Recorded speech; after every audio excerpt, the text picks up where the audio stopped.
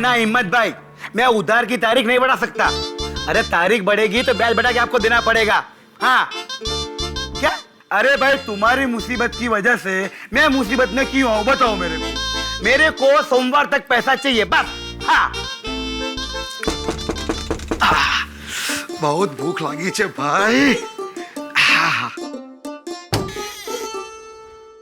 क्या रे निर्मेश, हैं? कब से तेरा इंतजार कर रहा हूं मालूम है क्या? हैं? और आजकल ये डब्बा लेट क्यों लेके आ रहा है? करूं क्या?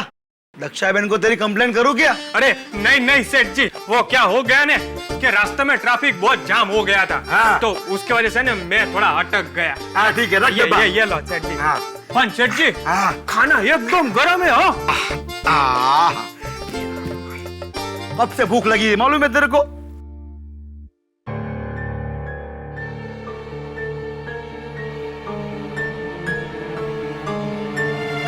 ए, क्या देख रहा है उधर? हैं? सेठ जी, वो क्या है ने कि दक्षा बहन ने है ने पिछले महीने के टिफिन के पैसे मंगाए। अरे तेरे को और दक्षा बहन को मेरे पे भरोसा नहीं है क्या? हैं? क्या मैं आज ही मरने वाला हूँ? हैं? रुक देता हूँ। रुक, किधर खड़ा रहे?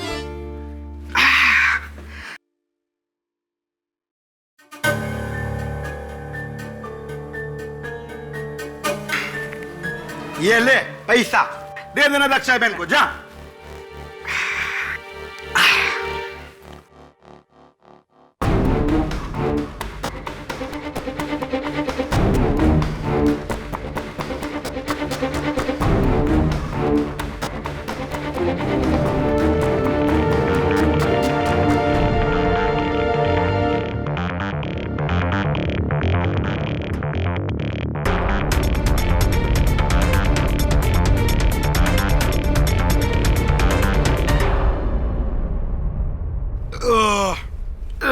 भगवान राम।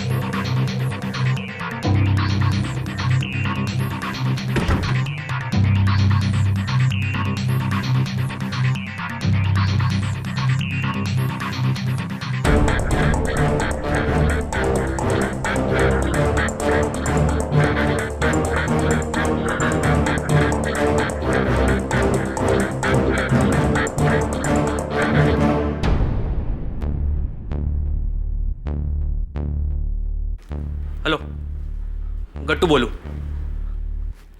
बेहोश हो गए? हाँ हाँ 100%। खाने ने अपना काम कर दिया है। हाँ रखता हूँ।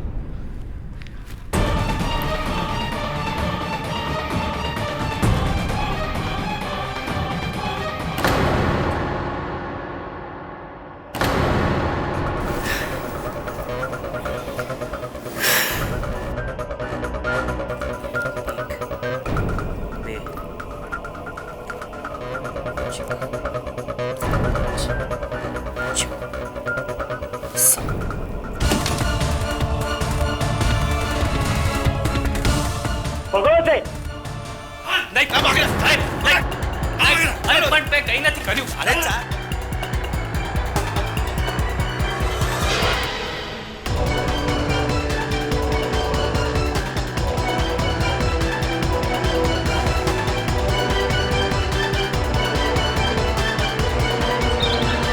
और ये देखिए मेरे लॉ स्कूल की फोटोज। ये विश्वजीत राणावत, याद है ना आपको? Handsome man. ये मेरे गुरु श्री विद्याधर जी गोखले। नहीं क्या हो गया तुझे? Good morning sir. सर मुझे आपसे एक जरूरी काम है। सर आपको मेरे लिए केस लड़ना होगा। कैसा केस? दक्षा बहन का केस था। सर जब मैं अहमदाबाद में 3 साल तक कॉलेज में था तो हर रोज उन्हीं के वहां से टिफिन आता था। सर कमाल का खाना बनाती है सर, उनके हाथों में जादू है सर। ट्रस्ट मी, आज तक मैं उनके खाने का टेस्ट भुला नहीं पाया sir. I am telling you, बहुत अच्छी लेडी है वो। Varun slow down. खाने की छोड़ यार, दक्षा बहन के बारे में बता। सर दक्षा बहन को पुलिस ने गिरफ्तार कर लिया है चोरी के केस में। Sir but I am very sure उन्होंने चोरी नहीं की, किसी ने उन्हें फंसाया है। Sir I am telling you ना, वो बहुत अच्छी लेडी। यार देख वरुण, मैं तो मर्डर केस से लड़ता हूँ, चोरी का केस है, चोपड़ा साहब लड़ लेंगे ना? चोपड़ा साहब नहीं सर, सर ये केस आप ही को लड़ना होगा। सर दक्षा बहन ने मुझे स्पेशली फोन किया आपकी हेल्प के लिए। सर ये केस आपको लड़ना होगा मेरे लिए। अगर तू कह रहा है बेगुनाह है तो लड़ना ही पड़ेगा। सर लेकिन एक प्रॉब्लम है, इसके लिए हमें अहमदाबाद जाना होगा। टिकट करवा ले। Thank you sir. 10 मिनट है बस, समझ गए हो? इससे ज्यादा नहीं।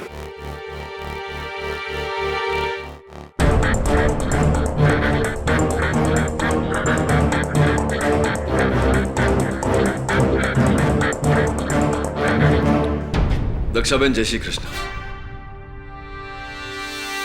मैं केडी पाठक। खेड़ी बहन, जय श्री कृष्ण। आपको कौन नहीं जानता, पूरे गुजरात में आपके नाम का डंका है। पर कभी सोचा नहीं था कि आपको इस तरह से सलाखों के पीछे मिलूंगी। आप चिंता मत करिए, यहां ज्यादा समय तक नहीं रहना पड़ेगा। बताइए उस दिन क्या हुआ था?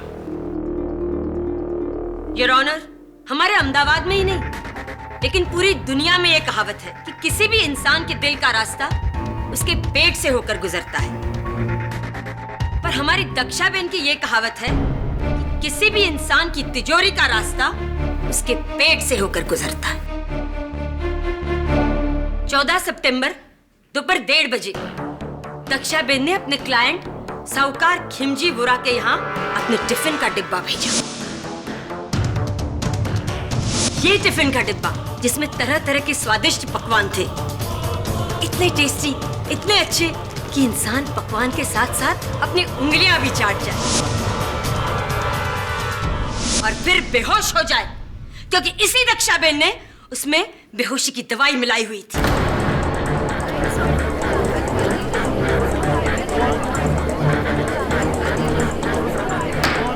Silence in the court please. ये रही उस बचे हुए खाने की फॉरेंसिक रिपोर्ट। और उसी नशे में खिमजीबाई फौरन बेहोश हो गए। बस इसी मौके की ताक में बैठा दक्षाबेन का साथीदार गट्टू परमार फौरन दुकान के अंदर आ गया और पूरे 4,30,20,000 रुपए की चोरी की।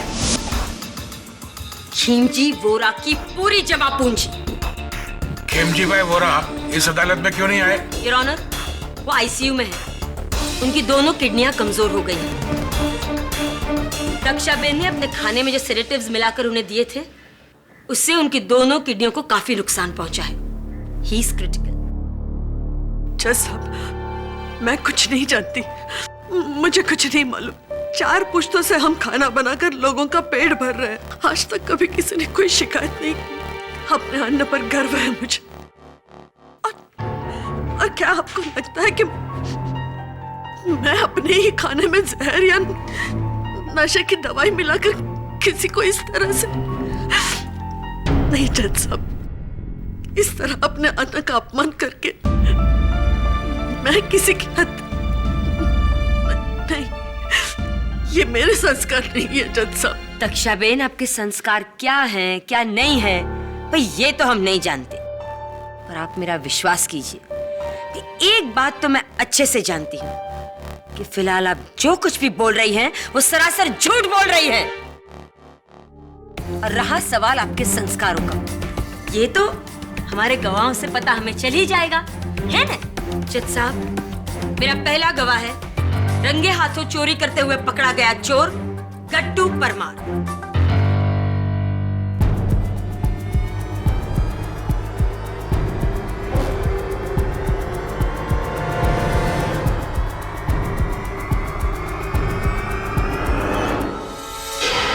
जी, मैंने पुलिस को बोल दिया है, चोरी मैंने ही की थी।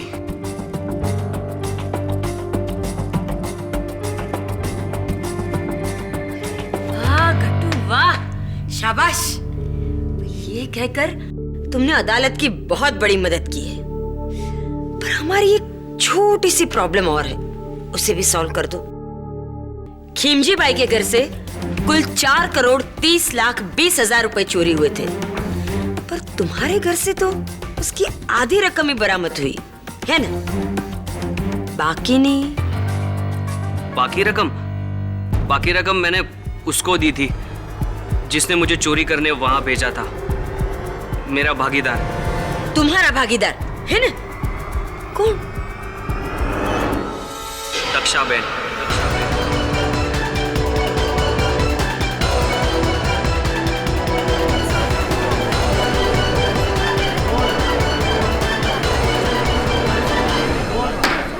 Silence in the court please. उन्होंने मुझे वहां बुलाया और बोला कि खिमजी भाई के ऑफिस में करोड़ों रुपए हैं। हाँ, दोपहर के वक्त उनके ऑफिस में कोई भी नहीं होता, सब लोग खाना खाने के लिए घर चले जाते हैं। मैं खिमजी भाई के डब्बे में बेहोशी की दवा मिला दूंगी। हाँ, उन्हें खाना खिला देना, फिर चोरी करके सारा रुपया ले आना। वहां से जो भी पैसे मिलेंगे उसमें से आधे तेरे, आधे मेरे। ठीक है दक्षा बेन। झूठ, जैसा भी आदमी झूठ बोल रहा है, झूठ है ये। मैं इसे नहीं जानती, मैंने इसे पहले कभी नहीं देखा और ना ही इसने मुझे देखा है। ये मुझे फंसा रहा है जज साहब, ये मुझे फंसा रहा है, ये झूठ बोल रहा है। मैं अपने माँ की कसम खा के कह रही हूँ, ये झूठ बोल रहा है। इसने मुझे कभी कोई पैसे नहीं दिए, कभी नहीं। दक्षा बेन, ये अंबे माता का ही प्रकोप है, क्योंकि आपने उनकी झूठी कसम खाई और इस बात के मेरे पास गवाह हैं। एक नहीं पर त्रण। हाँ, मैंने इस आदमी को 2 हफ्ते पहले दक्षा बेन के घर से निकलते देखा था। हाँ, मैंने भी इसे देखा था, पर मुझे देखकर ये मुंह छुपाकर भाग गया था। हाँ साहब, मैंने भी इस आदमी को दक्षा बेन के घर से निकलते देखा था। सुना दक्षा बेन? उखाड़ पड़ी नहीं? ले, अब भी आप कहेंगी कि आप गट्टू को नहीं जानती? नहीं? चल, कोई बात नहीं, मैं मदद करती हूँ। पहचाना इस बैग को? योर ऑनर, ये वही बैग है जिसमें से पुलिस को 2,15,10,000 रुपए बरामद हुए थे, और ये बैग दक्षा बेन के घर के बाहर कूड़ेदान में मिली थी। और इन्होंने ही गट्टू को ये बैग वहां रखने के लिए कहा था। नहीं जज साहब, मैं कुछ नहीं जानती, मुझे नहीं मालूम ये पैसे वहां कैसे आए। ये मैंने कुछ नहीं कहा था, ये झूठ बोल रहे हैं, सब झूठ बोल रहे हैं जज साहब। तो फिर तुम्हारे खाने में तुम्हारे अलावा बेहोशी की दवा और कौन डाल सकता है? मिसेस कक्कर, बस इसी प्रश्न की प्रतीक्षा कर रहा था कि खिमजी बाई के टिफिन में दक्षा बेन के खाने में दक्षा बेन के अलावा और कौन बेहोशी की दवा मिला सकता है। योर ऑनर, दक्षा बेन अपने 4 पुश्तों की कमाई हुई प्रतिष्ठा और इज्जत चंद रुपयों के लिए दांव पर लगा दे, यह संभव नहीं है। बड़ी साफ बात है कि खिमजी बाई के टिफिन में बेहोशी की दवा दक्षा बेन ने नहीं, किसी और ने डाली थी। किसी और ने? I don't feel bad, लेकिन आप मुंबई वाले किसी भी नतीजे पर फौरन पहुंच जाते हैं। क्या बात? दक्षा बेन, मैं चाहूंगी कि आप अदालत को अपने पूरे दिन का रूटीन बताएं, डिटेल में, ताकि हम हमारे मेहमान, मुंबई से आए हुए मेरे दोस्त केडी भाई ये जान सके कि ये काम किया किसने है ना? हाँ है। बोलिए। जी जैसा, मैं रोज सुबह 5 बजे उठ के स्नान करके भगवान की पूजा करके रसोई में जाती हूँ। फिर मैं दाल अनाज और तरकारी साफ कर लेती हूँ। तब तक 6 बज जाते हैं। फिर 6 बजे हमारे महाराज आते हैं, जो पिछले 20 साल से मेरे साथ रसोई में काम कर रहे हैं। फिर हम दोनों मिलकर सारा खाना बना लेते हैं।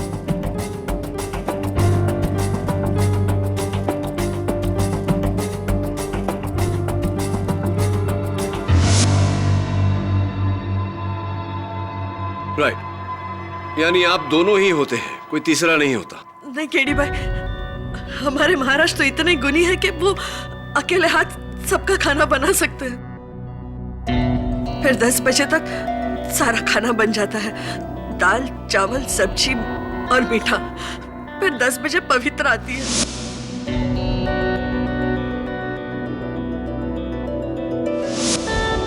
पवित्रा बहन? जी, पवित्रा सारे डब्बे साफ करके मुझे देती है और फिर मैं उन डब्बों को चेक करके मैं, महाराज और पवित्रा डब्बों में खाना भरते हैं।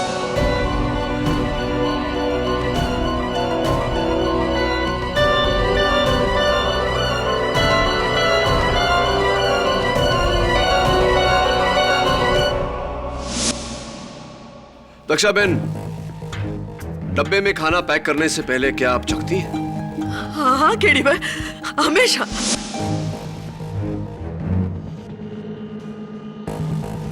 ग्यारह साल की उम्र से खाना बना रही हूँ साहब।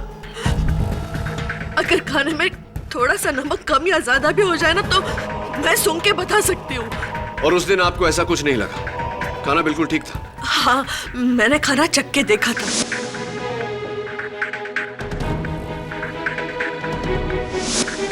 चलिए, खाना तैयार हो गया, डिब्बों में भर गया। फिर मेरे दोनों लड़के आते हैं, निर्मेश और मनसुख। मेरा मतलब जो मेरे लिए रसोई में काम करते हैं। फिर ये दोनों अपने अपने लिस्ट के मुताबिक डब्बों को बांटने के लिए चले जाते हैं।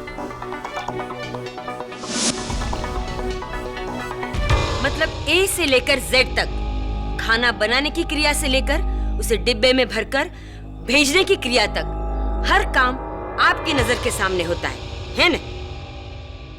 तो जब ये कार्य चलता है उस समय आप कहाँ होती? मैं वही रहती हूँ केडी भाई, मेरी नजर यहाँ से वहां जरा नहीं हटती। रक्षा बहन, खेमजी भाई को डब्बा किसने पहुंचाया था? जी, निर्मेश ने। अभी क्या बताओ साहब, मेरे सामने था ना डब्बा पूरा टाइम बंद था। हाँ? क्योंकि मैंने तो डब्बा लिया ने, मैंने तो सीधा साइकिल पे टांगा ने, बिना किधर रुके मैं तो सीधा खेमजी भाई के ऑफिस पर पहुंच गया। क्या है ना कि उनका डब्बा पहला था ना, तो सब मैंने तो घंटी बजाया, डब्बा दिया, महीने के पैसे लिए ने, मैं तो निकल गया साहब।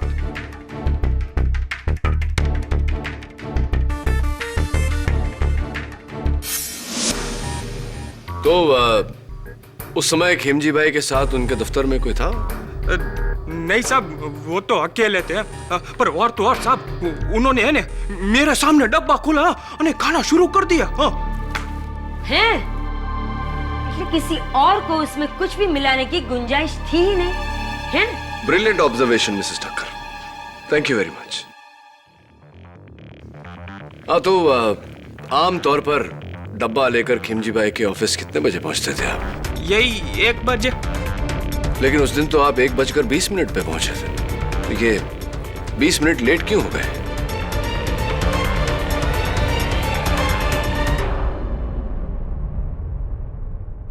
नहीं साहब, ऐसा आपको किसने बोला है? जज साहब, मेरा नाम किशन भाई धारीवाल है और मैं भी खेमजी भाई की तरह एक साहूकार हूँ और मेरा दफ्तर और इनका दफ्तर आजू बाजू है। और ये लड़का उनको टिफिन देने के बाद मेरे को टिफिन देता था, लेकिन उस दिन ये 20 मिनट देरी से आया। चलिए निर्मेश, अब बता दीजिए कि 20 मिनट देरी क्यों हो गई आपको? अभी साहब क्या बताऊं मैं आपको? सच बताओ साहब। क्या है ना कि उस दिन में ऑलरेडी 20 मिनट लेट चल रहा था। आधे रास्ते में पहुंचाने मेरे को पता चला कि एक डब्बा कम थी है, तो साहब मैंने क्या किया ना, मैंने साइकिल वापस घुमाई, डब्बा ढूंढने गया, लेकिन साहब मेरे को डब्बा मिला नहीं सब। मैं बहुत घबरा गया था साहब। तो क्या है ना साहब कि अगर दक्षा बहन को पता चलता ना तो मेरे को बहुत डांट पड़ती साहब। फिर क्या किया तुमने? साहब फिर है ना मैंने मनसुख को फोन किया। क्या है ना साहब कि उस दिन ऑफिस में उसका एक ग्राहक नहीं आया था साहब, तो मैंने है ना उससे एक एक्स्ट्रा डब्बा मांगा और मनसुख ने ना साहब मेरे को चुपके से वो डब्बा दे दिया। तो ये गुमशुदा डब्बा कहानी है या बहाना उस डब्बे के खाने में जहर डालने के लिए?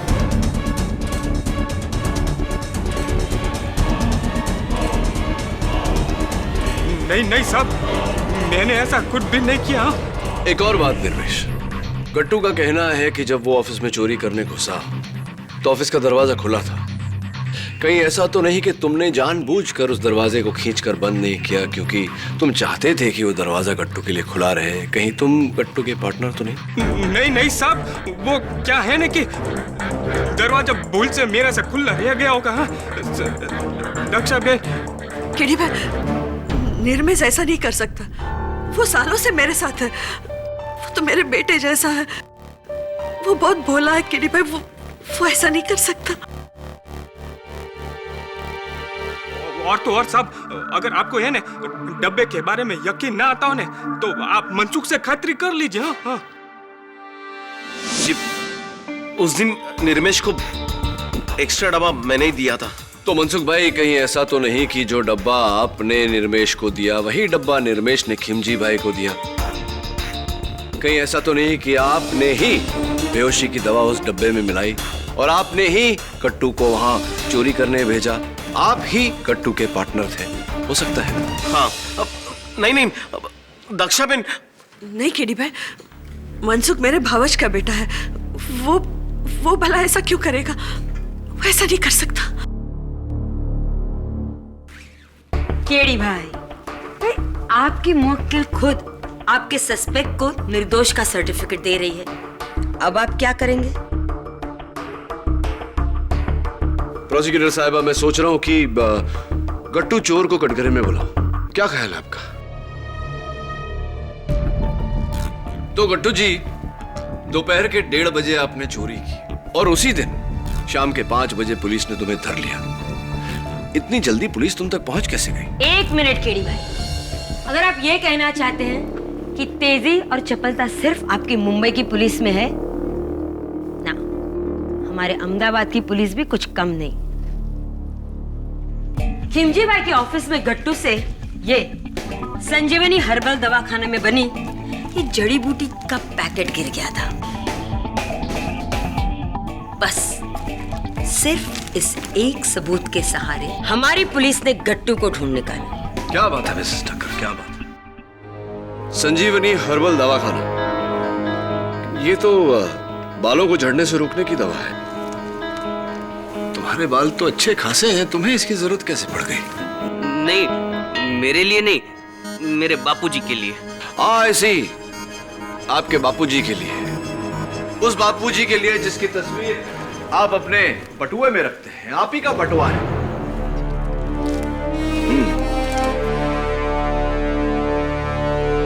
बड़े हैंडसम है आपके बापूजी। तो मैं समझा नहीं, आपके सर पर इतने घने बाल हैं, आपके बापूजी के सर पर एक भी बाल नहीं, तो ये दवा किसके लिए थी? वो कहीं पुलिस के लिए तो नहीं थी? ताकि पुलिस उस दवा के पैकेट के जरिए दवाखाने तक पहुंचे और दवाखाने के जरिए आप ये कहना चाहते कि इसने जानबूझकर ये पूरी गिराई? जी जी। केडी भाई, ऐसा आपके मुंबई में होता होगा, हमारे अहमदाबाद में नहीं, है ना? एक बात बताइए प्रोसिक्यूटर साहिबा, अक्सर चोर चोरी करके भाग जाता है, फरार हो जाता है, तो फिर गट्टू ने ऐसा क्यों नहीं किया? वो अपने घर जाकर चोरी की रकम बिस्तर पर फैलाकर दरवाजे खिड़कियां खोलकर क्यों बैठा था? ये उसकी बेवकूफी थी या चालाकी, ताकि पुलिस तुम्हें पकड़े और तुम अदालत में दक्षा बहन के खिलाफ गवाही दो।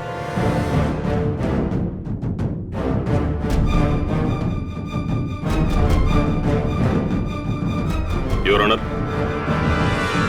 एक बुरी खबर है। मिलॉर्ड, दक्षाबेन ने जो बेहोशी की दवा खिमजी भाई को दी थी, उससे उनकी किडनी फेल हो गई और अभी 1 घंटा पहले उनकी मौत हो गई।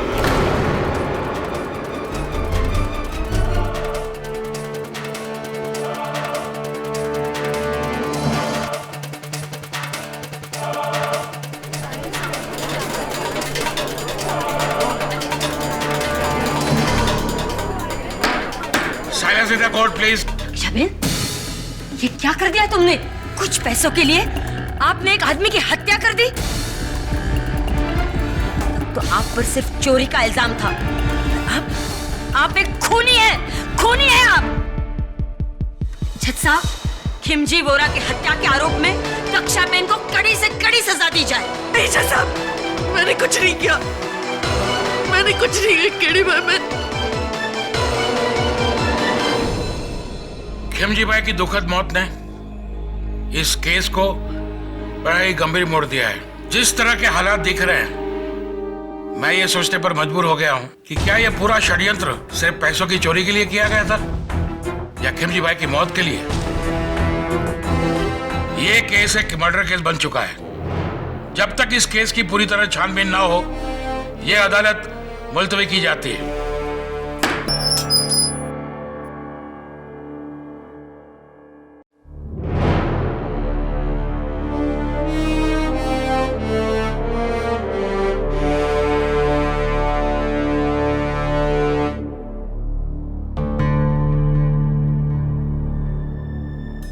लगता है खिमजी भाई की मृत्यु की खबर सुनकर तुम्हारी भूख भी मर गई।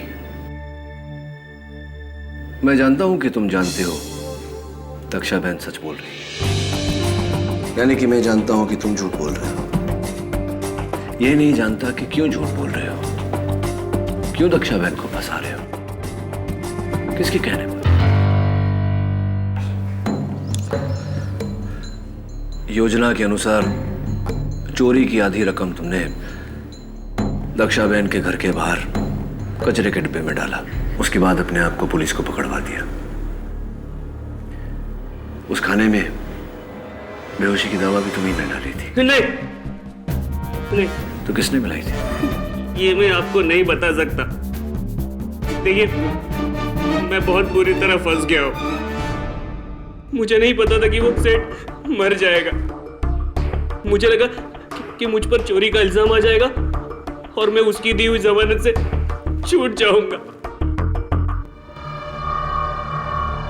देखो गट्टू, मैं जानता हूं कि तुम बेगुनाह हो, इस कत्ल में तुम्हारा कोई हाथ नहीं, और अदालत में मैं तुम्हारी सजा कम भी करवा दूंगा। लेकिन तुम्हें अपने भागीदार का नाम बताना होगा। उसी की वजह से तो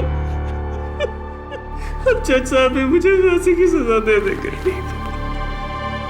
मुझे पूरा यकीन है कि तुम बेकसूर हो और तुम्हारी सजा मैं कम करवा दूंगा, लेकिन तुम्हें यह तो बताना पड़ेगा कि तुम्हारा भागीदार कौन है। ये क्या हो रहा है केडी भाई?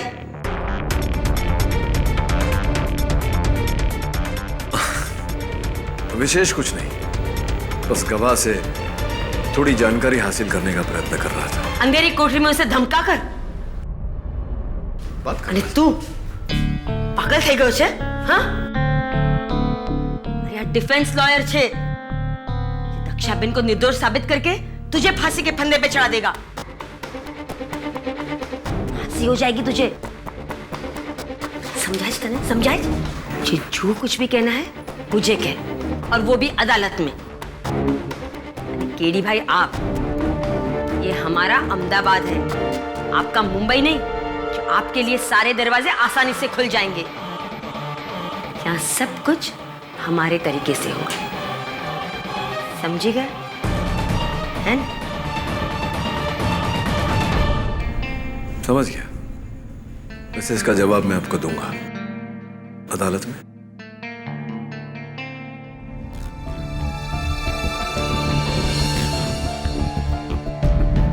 सर, बोल। सर, ये रहा टिफिन, दक्षाबेन के घर से ही लाया हूं। और उस दिन ऐसा ही टिफिन खिमजी भाई के यहां भी गया था। और सब? और सर, ये दक्ष बहन की रेसिपी की किताब जो आपने मंगवाई थी। पर आप इस किताब का क्या करेंगे? उंधियू की रेसिपी देखना चाहता हूँ। बैंगन, आलू, सूरन, असली घी कहीं पर भी नहीं, और दाल ढोकली।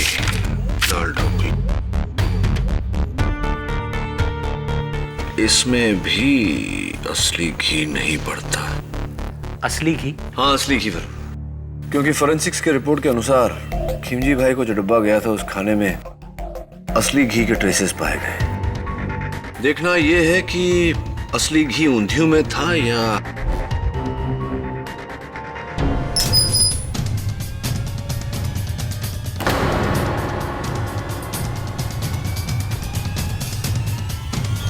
मिलॉर्ड, गट्टू ने अपनी शर्ट से छत पर लगे हुक पर लटक कर खुद को फांसी दे दी।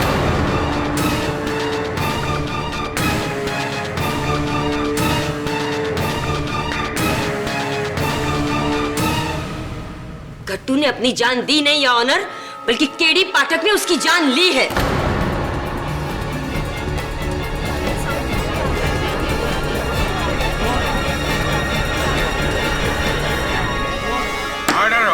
आई object your honour. Your honour, कल रात लॉकअप में केडी पाठक ये आखिरी इंसान थे जो गट्टू से मिले थे। इन्होंने उसे धमकी दी थी कि अगर वो अदालत में दिया गया दक्षाबेन के खिलाफ उसका बयान वापस नहीं लेगा तो वो दक्षाबेन को निर्दोष साबित करके गट्टू को फांसी के फंदे पर चढ़ा देंगे। बस इसी डर से गट्टू ने आत्महत्या की। गट्टू को फांसी की धमकी आपने दी थी, मैं तो उसे समझाने गया था। केडी भाई, अब मुंबई वाले हम अहमदाबाद वालों को नादान समझते हैं। खूब जानती हूँ मैं डिफेंस के ये हथकंडे। मिस ठक्कर, आपके पास कोई सबूत है कि केडी पाठक ने गट्टू को फांसी की धमकी दी थी? योर ऑनर, सबूत की कोई जरूरत ही नहीं है, जबकि डिफेंस लॉयर देर रात तो फिर मैं आपको हिदायत देता हूँ कि केडी पे इल्जाम लगाना बंद कीजिए और केस को आगे बढ़ाइए। जी your honour. Mister Pathak, please carry on. Thank you your honour.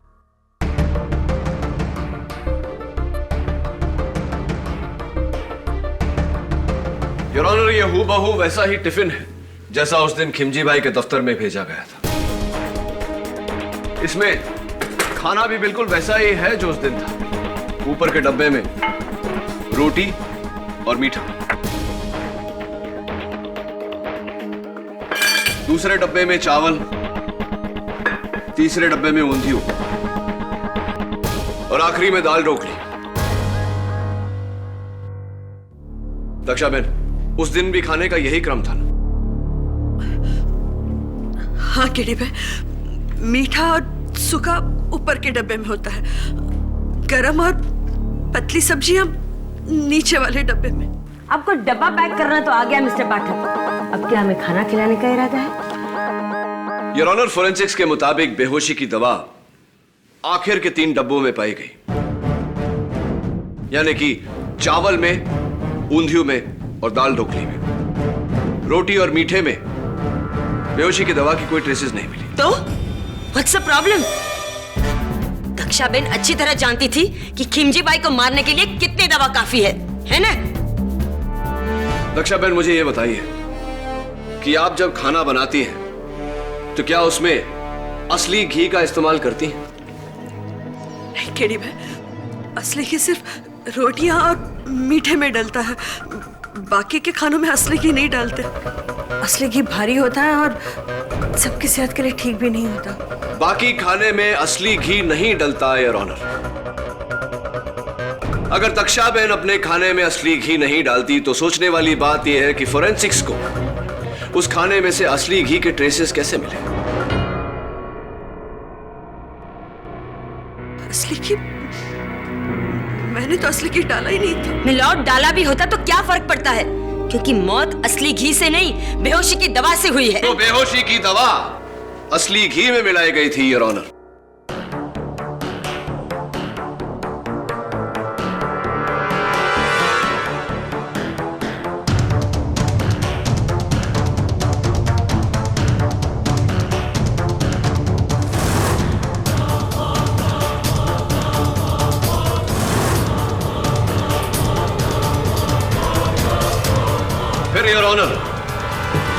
इस घी को खिमजी भाई के टिफिन के ढक्कनों पर इस तरह लगाया गया।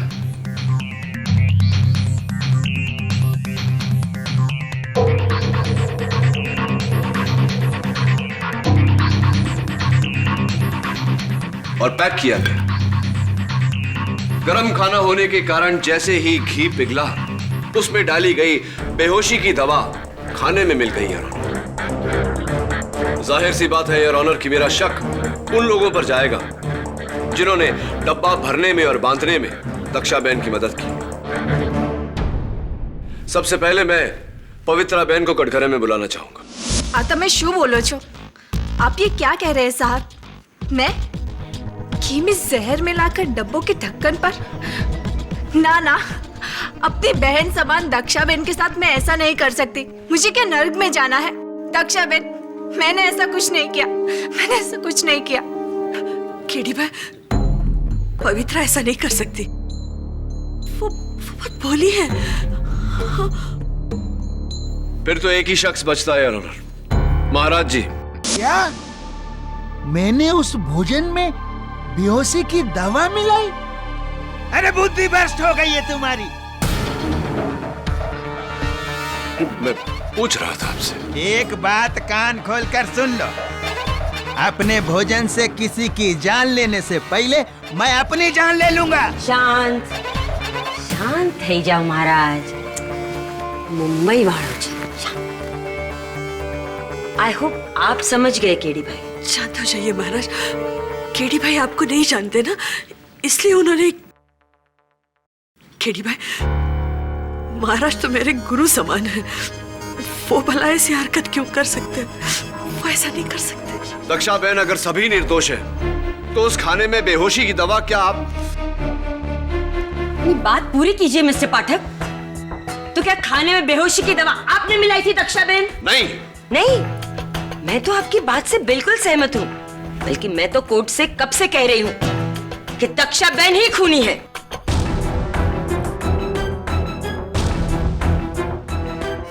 मिस्टर पाठक, आपने जो डब्बे के ढक्कनों पर लगे घी की दलील दी है, उससे काफी हद तक मैं सहमत हूं।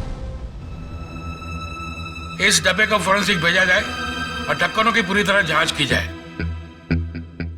लेकिन केडी, गट्टू की मौत के बाद तुम्हारे लिए मुश्किल हो गया है ये साबित करना कि दक्षा बहन के अलावा कोई दूसरा उसका भागीदार था।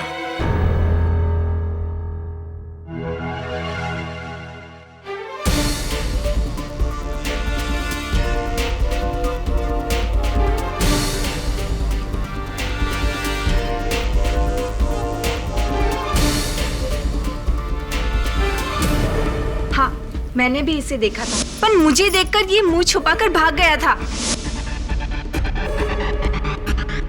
योर ऑनर, मैं एक बार पवित्रा बहन को फिर से कटघरे में बुलाने की इजाजत चाहता हूँ। इजाजत है। क्या बात है पवित्रा बहन, आपको देखकर लग रहा है कि आज आपकी तबीयत कुछ नासाज है और आपकी आंखें जता रही हैं कि आप रात भर रोई हैं। सब ठीक है ना? जी, मैं क्यों रोने लगी? वो तो मुझे थोड़ा बुखार है। वो ऐसी बुखार है? ऐसा कैसा बुखार? एक सुहागन जिसका रोजमर्रा का श्रृंगार है, मंगलसूत्र पहनना, सिंदूर लगाना, वो भूल गई हैं आप?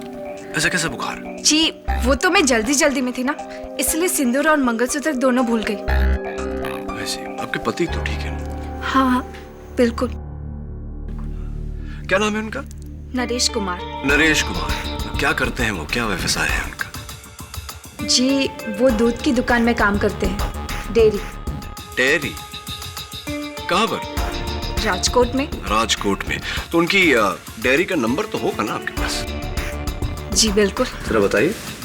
0261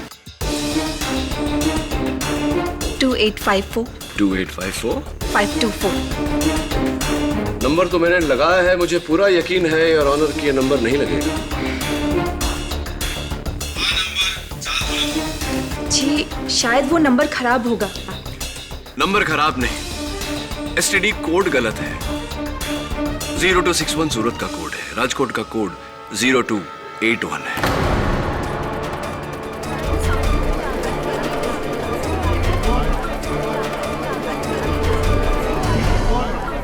ऑर्डर ऑर्डर। जरा आप अपने हाथ बताइए, कलाई बताइए।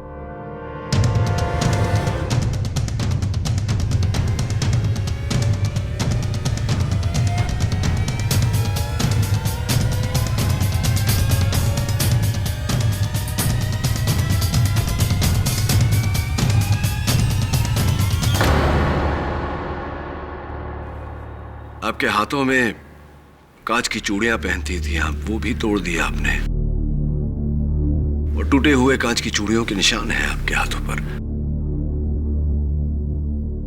माफी चाहता हूं, प्रश्न थोड़ा कड़वा है लेकिन पूछना पड़ेगा। आपके पति का निधन हो गया क्या?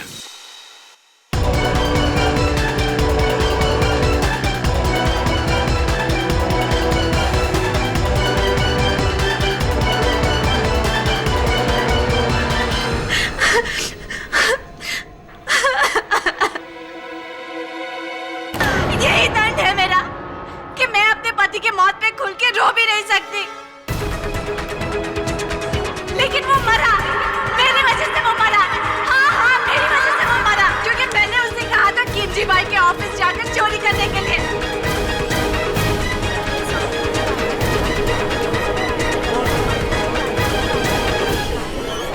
Order order. कट्टू ही मेरा पति था। कट्टू। हाँ, इसीलिए सारे गवाह कह रहे थे कि उन्होंने गट्टू को दक्षा बहन के घर के बाहर देखा, क्योंकि वो आपसे मिलने आता था।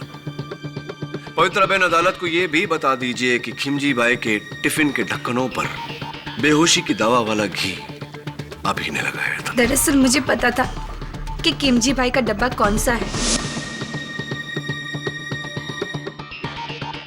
इसीलिए मैंने घी में बेहोशी की दवा मिलाई और घी को उस डब्बे के ढक्कनों पे लगाया।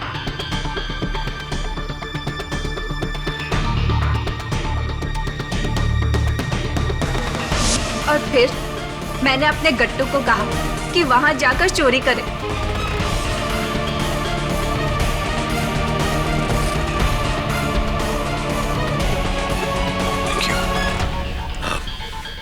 एक आखिरी प्रश्न।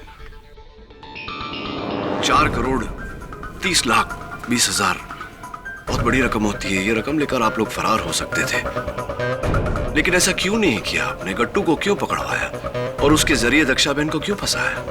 क्योंकि हम दोनों को ऐसा बोला था करने के लिए। प्लान हमारा नहीं था। उसने हमें बोला कि किमजी भाई को बेहोश करो और चोरी करो। इसके बदले में वो मेरे गट्टू की जमानत देकर हम दोनों को अलग से 25 लाख देगा, जामनगर में जमीन, और गट्टू को एक अलग से एससीडी की दुकान खोल के देगा। बस हमने इसी लालच में आकर ये सब किया। पवित्रा बहन, अदालत को बताइए कि ये लालच आपको किसने दी थी?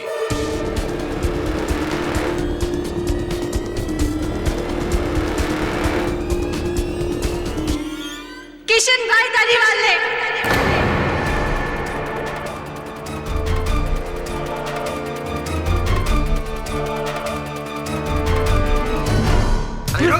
कहां कर जा रहा है? जज साहब, खेमजी भाई की वजह से मेरी साहूकारी का धंधा चौपट हो रहा था और उन्होंने मेरे सारे ग्राहकों को हथिया लिया था। इससे पहले कि मैं बर्बाद होता, मैंने उन्हें मारने का प्लान बना डाला। जज साहब, मुझे पता था कि उनके गुर्दे कमजोर हैं और बेहोशी की दवा का जरा सा ओवरडोज उन्हें मार देगा, और इसीलिए पवित्रा और गड्डू को चोरी का लालच दिया ताकि वो अनजाने में खेमजी भाई का खून कर सके। और जज साहब, ये सब मैं अपने धंधे को बचाने के लिए किया था, और ये सारा प्लान मैंने बनाया था जज साहब, मैंने। Arrest my case, Your Honor. ये अदालत किशन भाई धारीवाल और पवित्रा बहन को खिमजी भाई वोरा के दफ्तर से चोरी करने और उनके मर्डर के केस में दोषी ठहराते हुए उन्हें गिरफ्तार करने का हुक्म देती है, और दक्षा बहन को इस इल्जाम से बाइज्जत बरी करती है। The case is closed.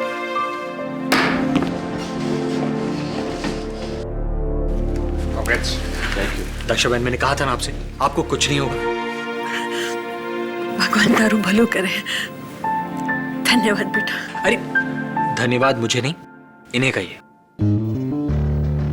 Khedi भाई धन्यवाद। अरे अरे